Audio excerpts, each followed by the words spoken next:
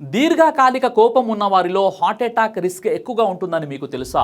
ఎప్పటికప్పుడు కోపం వస్తే గుండె మీద బాంబు వేసినట్టే దీర్ఘకాలిక కోపం హార్ట్ అటాక్ కి ఓ గేట్. మీకు చిన్న విషయానికి కోపం ఎక్కువగా వస్తుందా? దీర్ఘకాలంగా ఆగ్రహం మీ మీద ఆధిపత్యం పెంచుకుంటుందా? అయితే మీ గుండె నిశ్శబ్దంగా ప్రమాదంలో పడిపోతుంది. ఒకటి, కోపంతో ఏమవుతుంది? కోపం వచ్చినప్పుడు స్ట్రెస్ హార్మోన్స్ ఆడ్రెనాలిన్ మరియు కార్టిసోల్ ఒక్కసారిగా పెరిగిపోతాయి. బ్లడ్ ప్రెషర్, హార్ట్ రేట్ చాలా వేగంగా పెరుగుతాయి. ఇది మీ హార్ట్ వాల్స్ మీద గట్టిగా బలప్రయోగం చేస్తుంది. ఇక రెండోది, repeated anger. Heart attack trigger research Harvard university ప్రకారం దీర్ఘకాలిక కోపం ఉన్న వారిలో హార్ట్ అటాక్ ఛాన్సెస్ చాలా ఎక్కువగా ఉంటాయి. ఎందుకంటే గుండెకు బ్లడ్ సప్లై అడ్డంకులు ఏర్పడతాయి. హార్ట్ రిథమ్ డిస్రప్షన్ కూడా సంభవిస్తుంది.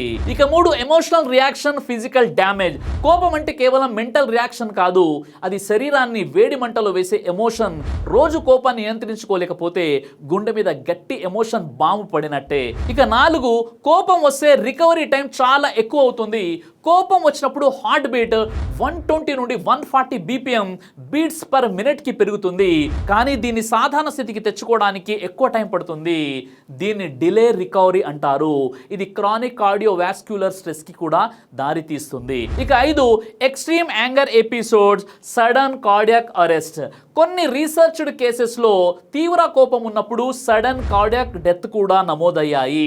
ఎందుకంటే కోపం హార్ట్ రిథమ్ను అస్థిరం చేసేస్తుంది. దీర్ఘకాలిక కోపం వలన గుండె నాశనం అయిపోతుంది. ఈ రీల్ సేవ్ చేసుకోండి, మా ఛానల్ని సబ్స్క్రైబ్ చేసుకోండి ఇలాంటి కొత్త హెల్త్ టిప్స్ కోసం.